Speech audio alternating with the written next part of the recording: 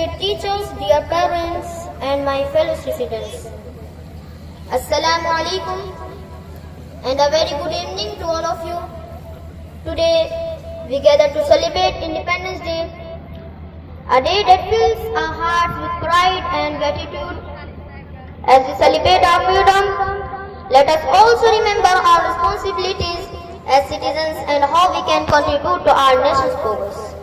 Guided by the principles of Islam, Islam teaches us the value of knowledge. My dear colleagues, education is the key to our future. Let us commit to learning and encouraging others to do the same. By passing knowledge, we can innovate, solve problems and make our nation stronger. Unity is another cornerstone of our faith. My dear brothers, when we stand together, we are unstoppable. Let us work hand in hand, respecting our differences and focusing on our shared goals. Together, we can build a harmonious and prosperous society. Economic progress is essential for our nation's growth. Islam encourages honest and fair business practices. Support local business, promote entrepreneurship, and ensure fairness in all your dealings. By doing so, we contribute to a thriving economy that benefits everyone. We also have a duty to protect our environment.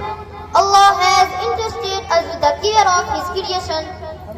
Let us reduce waste, conserve resources and sustainable practices.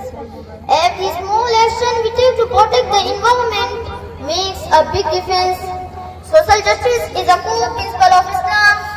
The Quran commands us to stand firmly for justice, stand against injustice and support initiatives that promote equality. By ensuring fairness for all, we create a justice and inclusive society. By being active and involved, we can make a positive impact and drive change.